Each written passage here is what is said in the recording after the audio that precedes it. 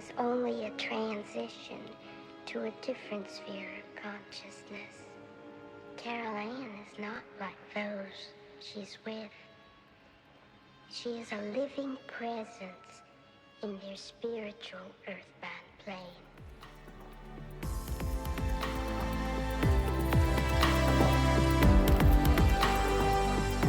Hello and welcome to episode 12 of the Talking to the Dead podcast. This week I'm back in Cologne, Germany, and it's very nice to be back here, very cold. And while I've been gone, I've been thinking about what this episode might be, because a few things happened in the last few days.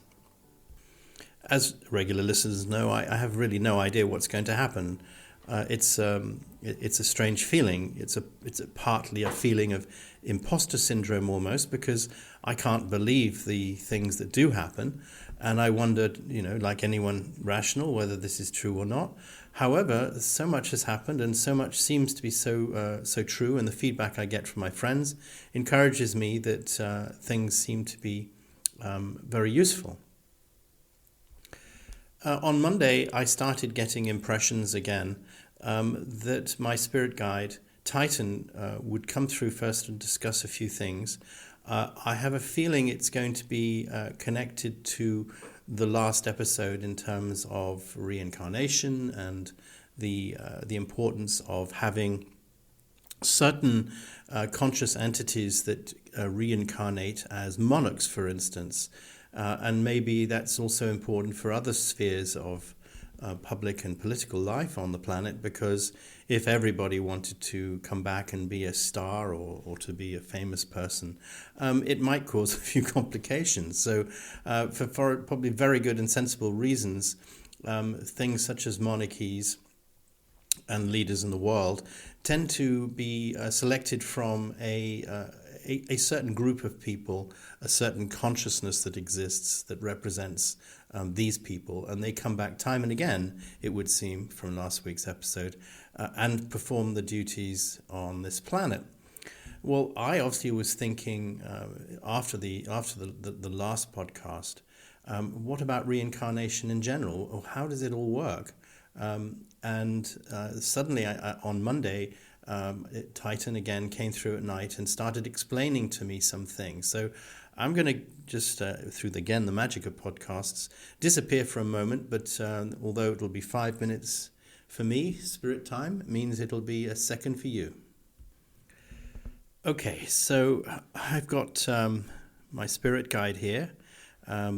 It seems actually more often than not he's, or she, whatever you want to call, Titan is very rarely not around. It seems almost whenever I close my eyes and rest or think, these thoughts keep coming into my mind. I don't find it particularly intrusive. It's certainly an awful lot better now that I do a weekly podcast. I think in my younger life and throughout my life, I was far more disturbed by all the impressions and the messages that I was getting, because I wasn't really consciously wanting it and I didn't know what to make of it. But now it happens, and I think it's very nice, and I feel very lucky and very privileged that this is happening to me. So my first thought would be to ask Titan about reincarnation and how does it actually work. First of all, she's saying to me that she wants to talk to us about thought time, thought and speed time. She's saying this is a concept that is very important, and it's not that different from before when we were talking about spirit time. And in this case, thought time and thought travel, she says, is something that she needs to clear up with us, first of all, because this is the fundamental of all what we would call reincarnation. This is the backbone of everything, she says, that underlines how a group of spirits or a spirit entity will choose to come back and take a physical body on this earth. This happens as a form of, she's saying, a form of transference of consciousness from this central point where all the consciousness exists in my particular in my particular family of consciousness, and the choice to inhabit a human being is made then, and this happens simultaneously, that a portion of consciousness is transferred into I presume, yes, she's saying yes, confirming to me, into a fetus in the womb of a mother. So it happens very, very early on. That transference of consciousness is something that she's saying that mother can feel very strongly, and also the people around can feel very strongly. And she's again saying to me that it's very important to understand that we are part of that consciousness. The child consciousness is part of the parent's consciousness. It's all connected anyway, so it's no great surprise. But that particular choice that was made for that consciousness to go to that particular child is happening in the womb. But she says the concept, first of all, I want to give you is that this process, this transference process, happens as fast as a thought. She says this is quite difficult to put into words that I can say. I'll do my best. She says that she's telling me, imagine that you were a child. When you were a child, you would think something, and you could immediately see in your mind's eye, for instance, if you were thinking of a place that you wanted to go to, and it was instant. And if you were thinking of a song, it would instantly come. Or if you'd perhaps been on holiday and you thought of it, you could instantly be back at that particular holiday place. And she's telling me this is exactly the fundamental of how humans communicate with the central consciousness that we're all part of. It happens in a thought travel perspective. This is the only words that she can really use to describe it that I can say. A thought travel.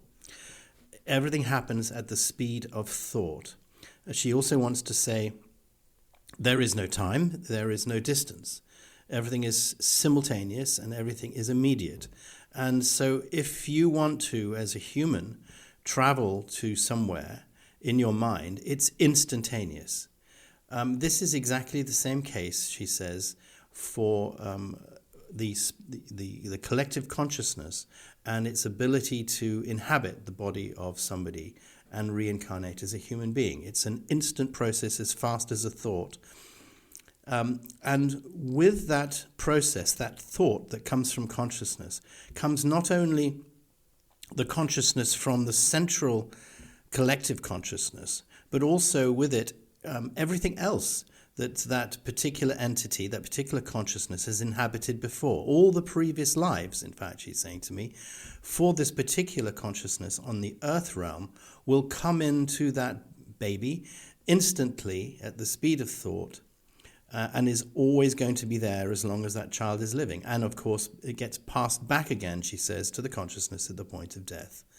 And she said that's very important, and that will explain to you where people get the concepts of past lives from. And she says it's well known that people can, if they want to, access these past lives in their life.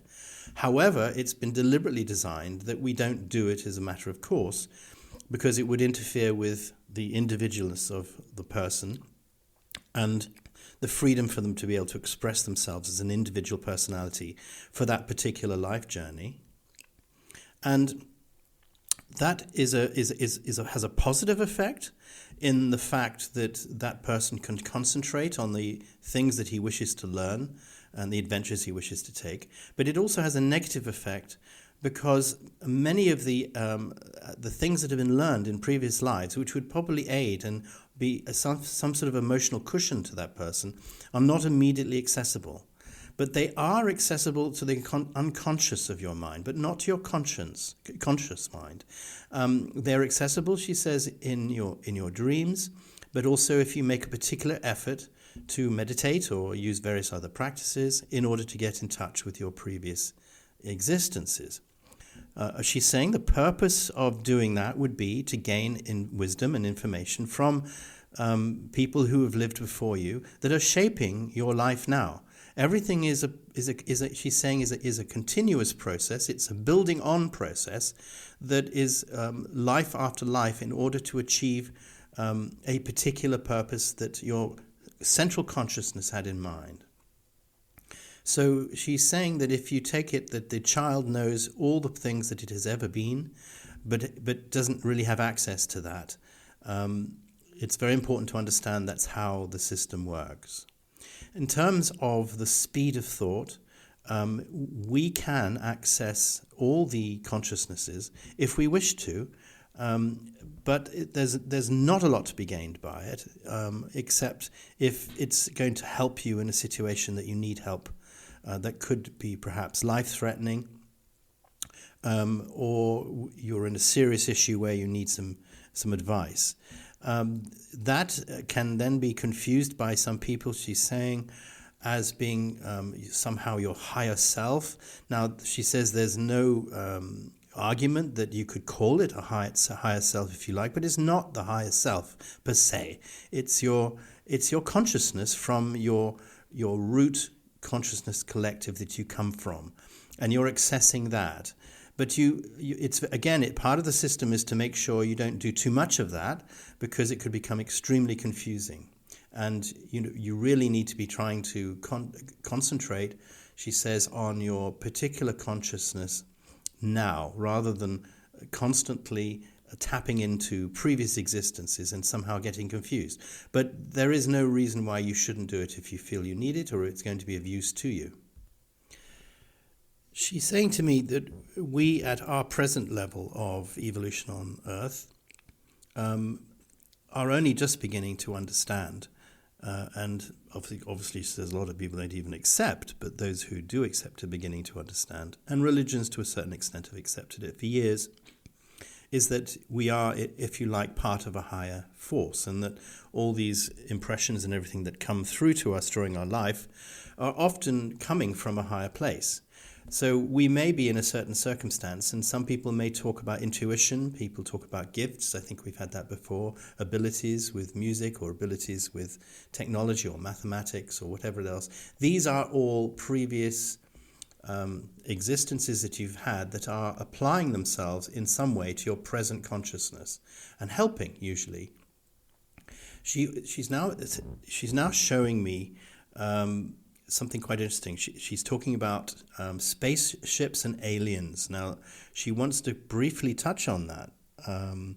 She is saying that as we will evolve as a species, and she's mentioning that we had an episode a few weeks ago where we spoke to an entity who was 1,000 years or more ahead and was somehow a hybrid of a man and a machine.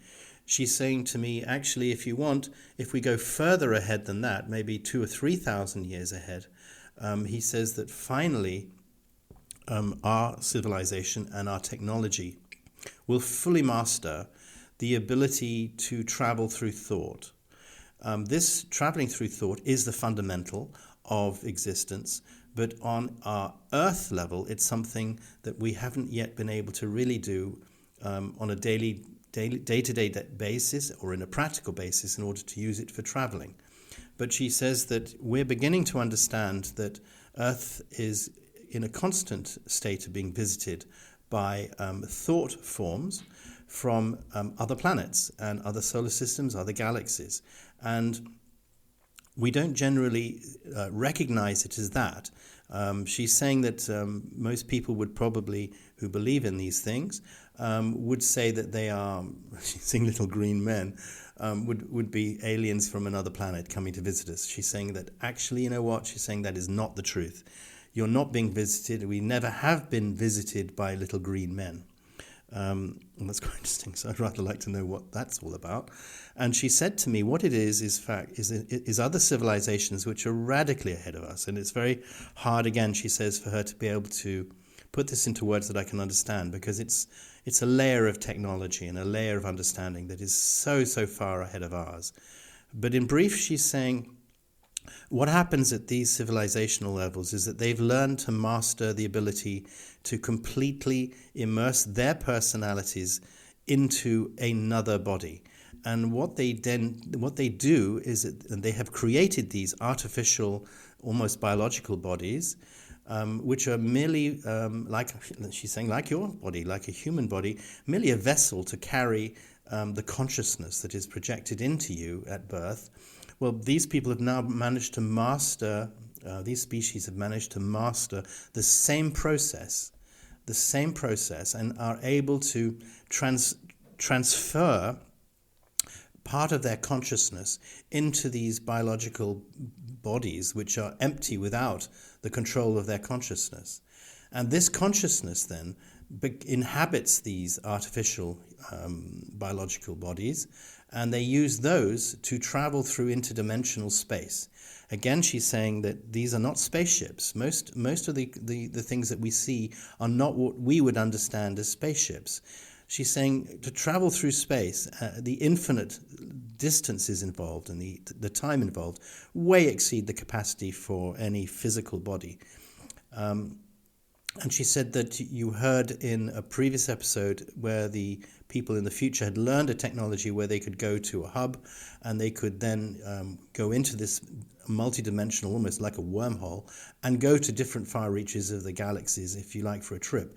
She said that's the first stage. That's not the end. The end stage will be in a few thousand years' time, where you will physically not need to even go to a hub.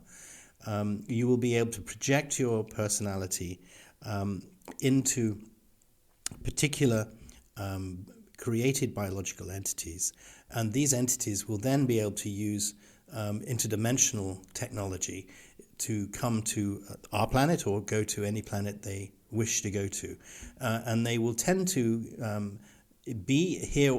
She's saying that they tend to be here already, these biological entities. She's saying to me that for thousands and thousands of years, travelers from other galaxies have placed various bases, if you like, around the world. Some, she's saying, are actually under oceans. Some are not.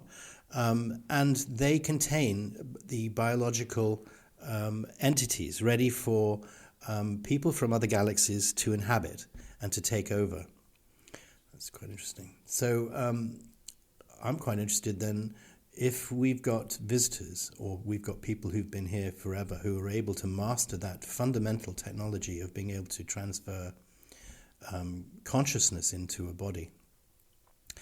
If that is the fundamental of it all, is that the same thing as reincarnation? She's saying exactly. That's why she's mentioning it, because it is a technology, pure and simple. The ability for our consciousness, our soul consciousness, our collective consciousness, to project at the speed of thought a consciousness into a living child is exactly the same technology that alien species radically ahead of us in terms of technology have now managed to master, and therefore they can travel instantaneously either into prepared biological entities, or a biological entity can enter a particular hub and travel through dimensions. This form of travel is far safer, because the root personality, the person that controls the biological entity, doesn't have to travel at all. Barely needs to leave his house or whatever he lives in. And it's also just the same as you and I, if we had actually physically gone, because as far as we're concerned, we're there. We receive all the information through the senses and the technology that they have, that we would explain as being an experience. She's also saying that, of course, at that level of technology which they have reached, then the whole understanding of reincarnation and birth and if what we want to call the afterlife makes complete and utter perfect sense, because at that point they can also their technology is so advanced that they can actually they can access the infinite level of consciousness that exists, that is behind everything that we've been talking about throughout these podcasts, which is what happens when we die. What is the existence that is out there beyond our physical life? Well, in time, She's saying societies throughout the galaxies do eventually reach this level of superiority in their technology. And in a way, she's saying that's really what it's all about. Young societies starting from scratch, eventually through almost a geometric progression of technological advancement, get to the point that they become, and she says this very advisedly, but they become gods themselves. That is the goal of everything, is that we develop as a society. And they are there to help us develop as a society in order for us to be able to be in control ourselves and eventually reach the same level as these higher beings and these collective consciousness. And all the processes of experience that we're going through as living people now is all part of this gradual education and the ability to help affect Earth history and the ability to affect Earth science and culture to the point that we can make these advances in science. And probably, she's saying, more rapidly now than at any time before, we should be able to soon see some progress. But we're still talking probably many, many hundreds of years before we can master even the beginnings of this technology. For now, we will be able to see more and more in the next few years, she said. There will be a big disclosure of information because there is this information, this technology has been discovered. It's been discovered by people, and it's been handed over to governments, not just a government. It exists, it's being investigated, but to be perfectly honest, she said people don't really understand what it's all about because it's just so ahead and so advanced that it's mind-crushingly advanced for us, and we really don't understand what we're dealing with. She wants to talk to me also about some of the things that happen to human beings. There is a problem with this projection of consciousness sometimes. It can be that it's misused, she's saying, and it can be that various consciousnesses who have left their physical body, who haven't quite returned properly to their, if you like, their oversoul, the entity that represented them, that is their main part, that they are part of, they can somehow, and I think we've heard this before, they can get sort of lost in a limbo. They can stay too close to the earth plane, even though they're not physical anymore. They do manifest their energy and their consciousness in other things. And that is, sometimes it's done deliberately. It's a positive thing because to be able to maintain a closeness to humanity enables the assistance and the help of humanity on a much more immediate level. And those are the entities that we sometimes call ghosts.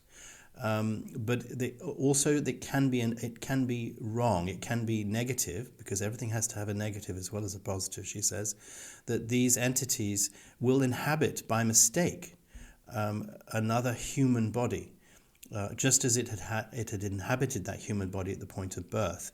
And she says your society sometimes calls that possession. Yes, I think we've heard about demonic possession before, although she's again saying there's no such thing as demonic possession in that respect. There's nothing that's designed to hurt us. It's usually accidental. It's usually that the consciousness is trying to enact what it wishes to do or has not finished doing or wishes to complete. And it only can do that through the physical body of something living. But it can happen that they can take or possess a human body, but also animals. And as we've heard before, she's saying they can their energy can also even exist within physical objects or houses. And it's all part of this transference of energy and consciousness. But in this particular case, it's incomplete because it's not a total transfer as would happen at birth, and it's not a total transfer back as would happen at death. It's a somehow middle point that sometimes occurs, not massively, but sometimes. She's actually saying to me that, again, a technology that we will develop and a technology that is used by very advanced civilizations, is the ability to change the body. You can actually, she's sort of this word body swapping, it comes into my mind. And this can also happen right now, that another consciousness can move into a body and almost take over that body. That's happened before. People in great trauma or great stress can find that that a part of another consciousness that is part of their root consciousness can somehow take over the consciousness that they were born with. And it can stay, or it can just be temporary. But eventually, society will develop a technology that will enable us to do that. That you will be able to move a consciousness from one person to another. The purposes of that. Are partly to do with being able to communicate with people and to be able to help people, and to be able to expand their abilities and their intellectual capacities as well as their understanding. The negative side of that, again, she's saying, is that the existing personality has to have somewhere to go, because nothing disappears. There's the energy and the personality and the consciousness of the existing personality will have to live side by side the visiting personality, or it'll have to go somewhere else itself. And then again, she's saying that sometimes can cause issues. And she's saying, quite interesting, that again, sometimes what we see she's mentioning this poltergeist phenomena, the poltergeist phenomenon, where the people have attributed it to young people and emotional states of mind that cause objects to move.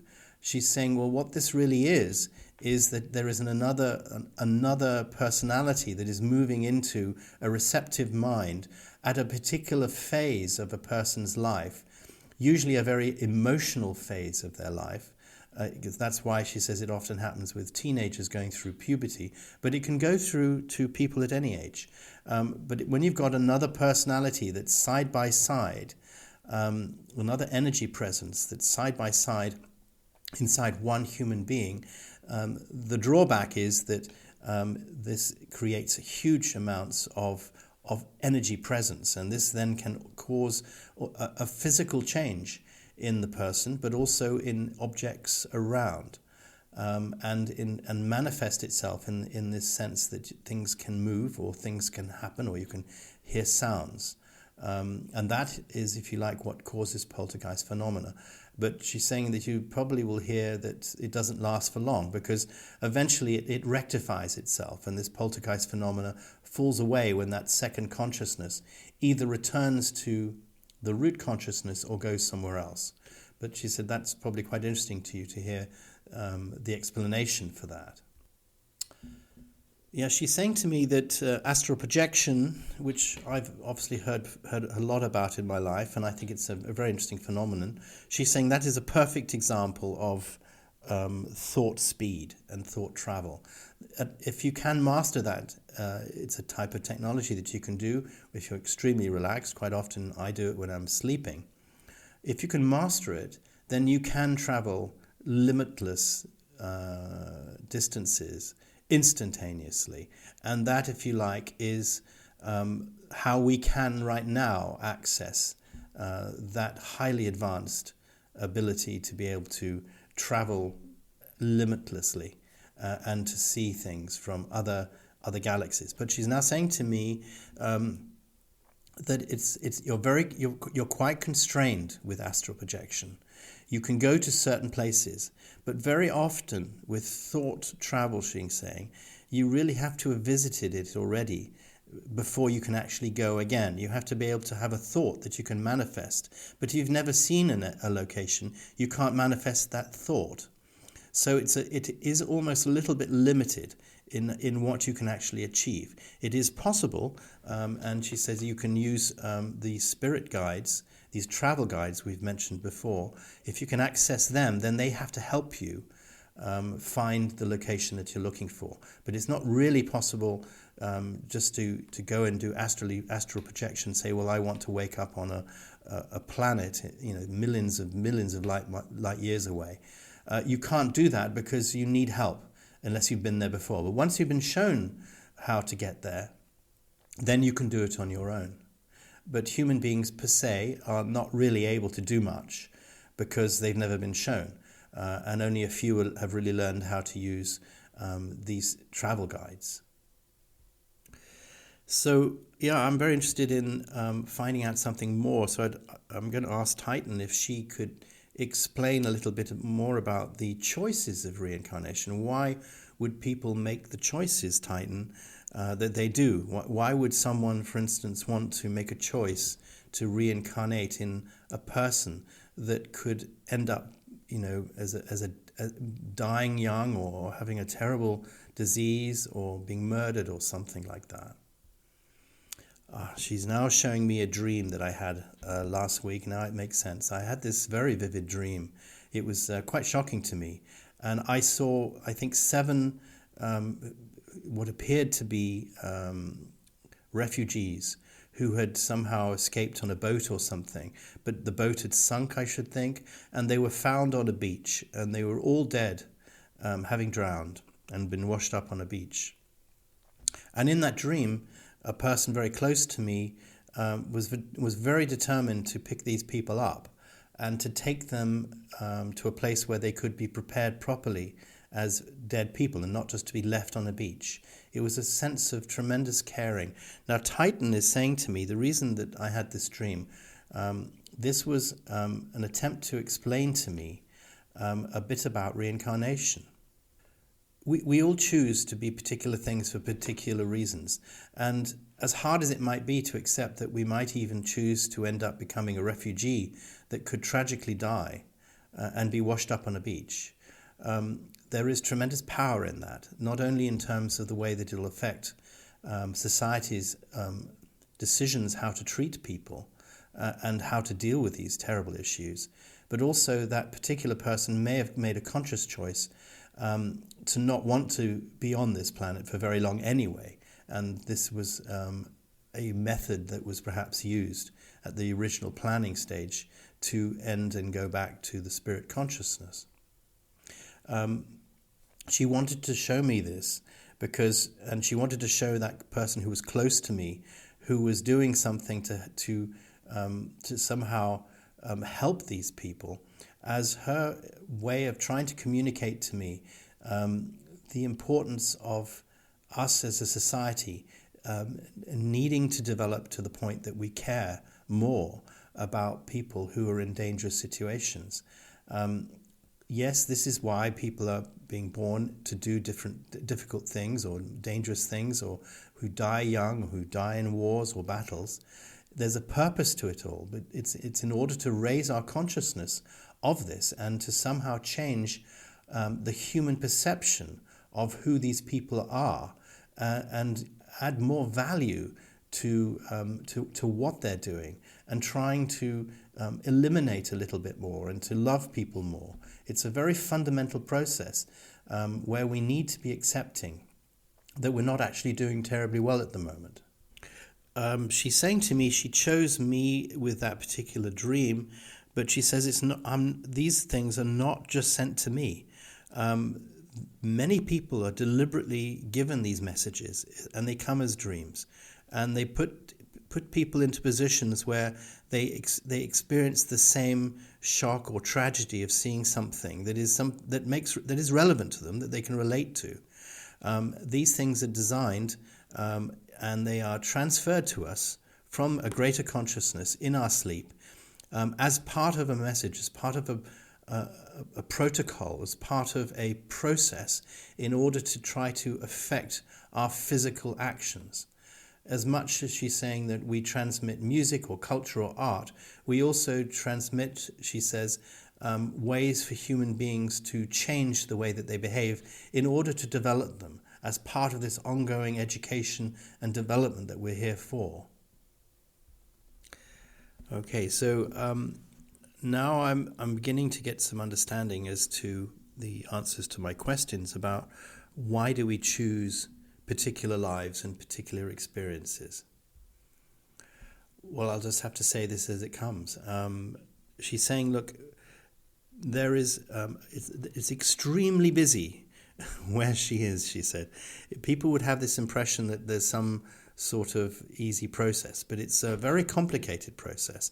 There are hugely more people or consciousnesses, she's saying, that would enjoy the ability to be able to become human and to experience humanity and to be able to change humanity, or at least be part of that process. Because although there are countless planets and forms of existence where you could choose to become part of, for some reason Earth is quite a popular destination because it appeals to people who feel that they want to experience a physical presence. I think I've heard that before.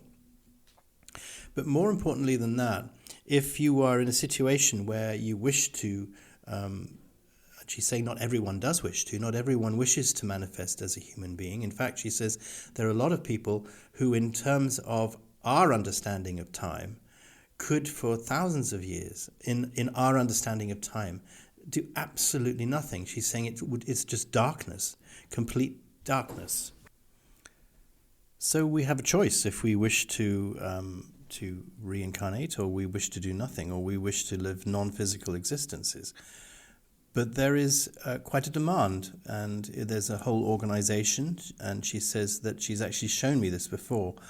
And she's saying it happened a year or two after my father died, and this was a time when I was actually really quite interested at thinking, could I make contact with my father who had died?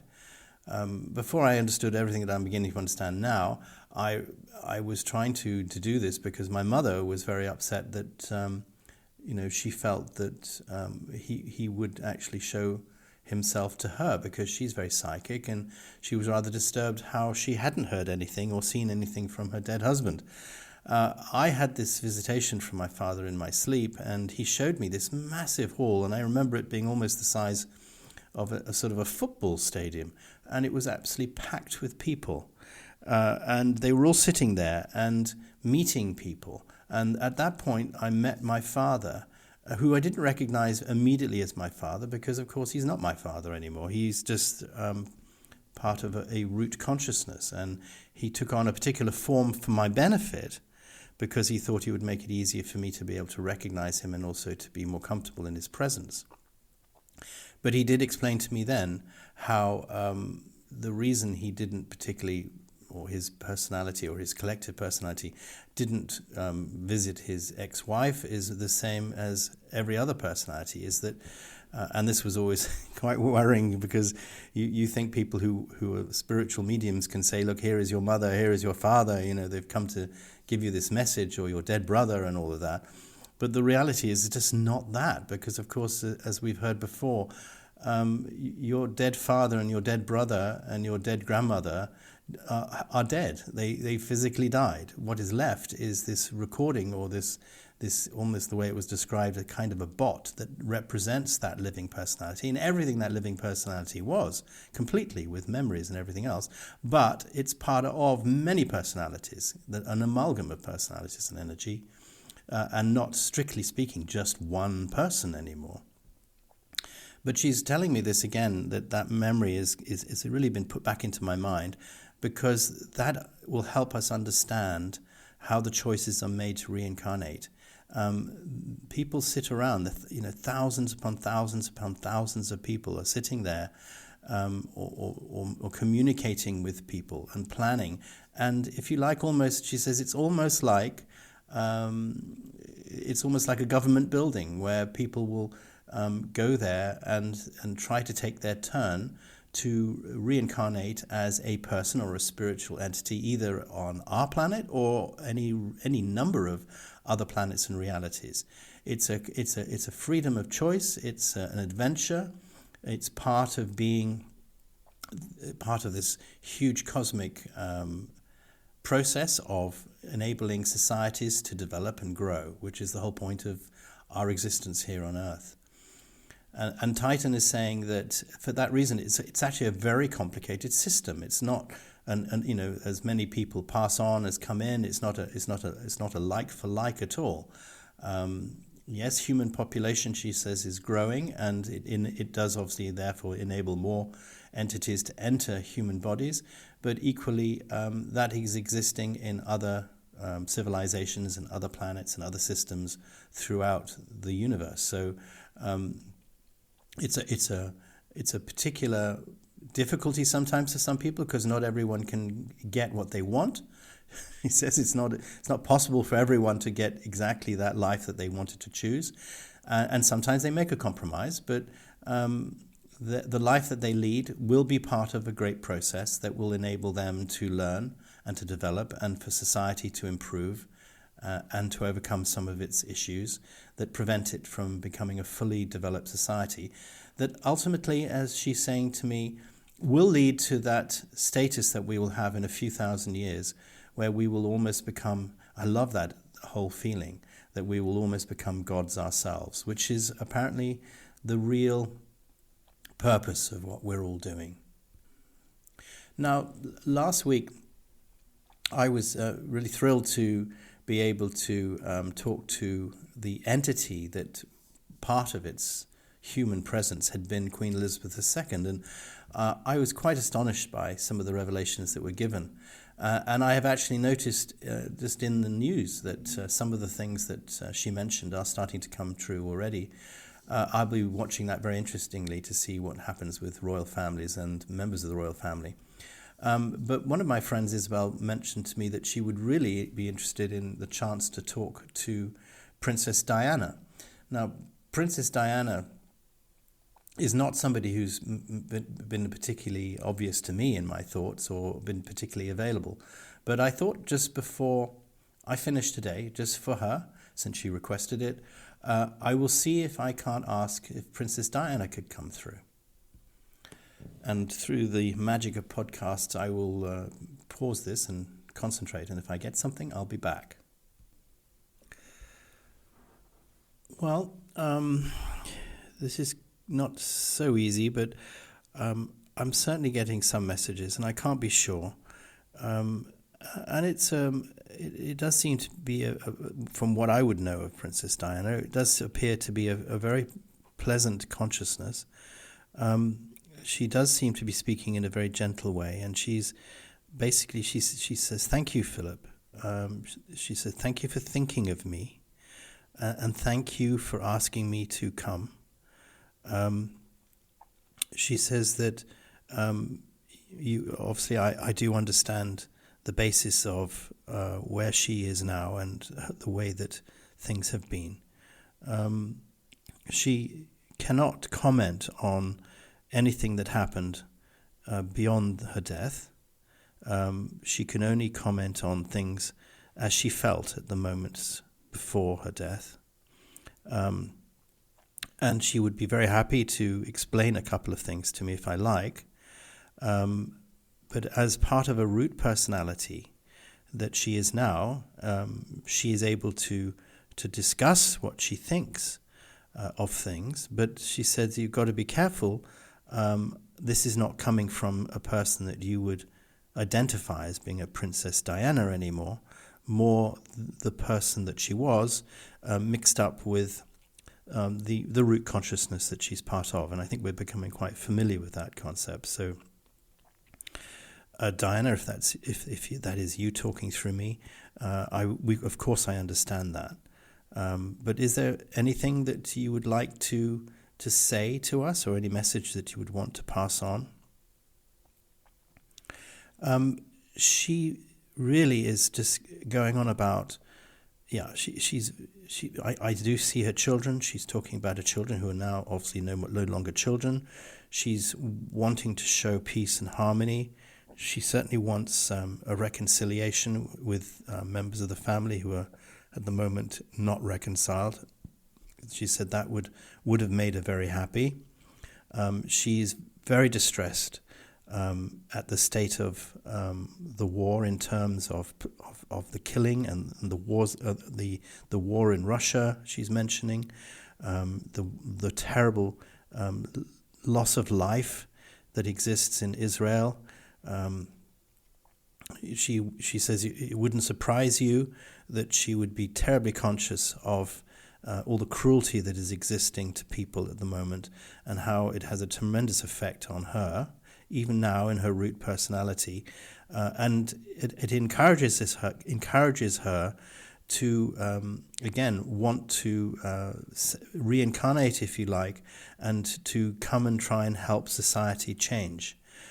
She says that she's with a bunch of like-minded people. She's also been part of these, if you like, the divine reincarnation collections that are there to reincarnate as members of monarchy and higher members of society. She's very much in the process of doing that again, and she's actually saying, you haven't seen the last of me. I'm going to be returning. Although you won't know it's me, I will return and I will try to carry on the work that I was doing. She's again saying that's really the only message she'd want to give. She certainly wouldn't want to start making comments on some of the things that I'm thinking about, like, what really happened to her at the point that she died, and was it a conspiracy? She's really not interested in talking about that. She said last week it was touched on. She says she's very happy to talk about the power of mass events, which she was a part of a mass event. There were, she said, obviously a huge amount of people who were not wanting to be very supportive of her while she was alive. And that all contributed to a tremendous sense of negativism that made her accident possible. But she said that's all she would want to say about that. Okay, well, thank you for coming. Is there anything else you would like to say before the end of the podcast? She just says to me that she's never far away. Her consciousness now is involved in what we were talking about at the beginning of the episode, and she says this is probably linking quite nicely to the beginning of what we spoke about, is that she and many others are always involved in projecting consciousness through to people through their dreams and while they're awake. They are heavily involved in trying to influence things for the good as they see it. She's never stopped doing it from the moment that she died, and she never will. And she's again just saying, I please would you have kindness towards people that she knew and members of her family who she says are doing an incredibly difficult job. And she only wished that people could really know the truth, but they probably never really would know the truth. It's just not going to be released, how people are and the struggles that her family go through. But she would ask people to treat people with compassion and understanding. That's really all she wants to say. Well, thank you very much. And I've really enjoyed it.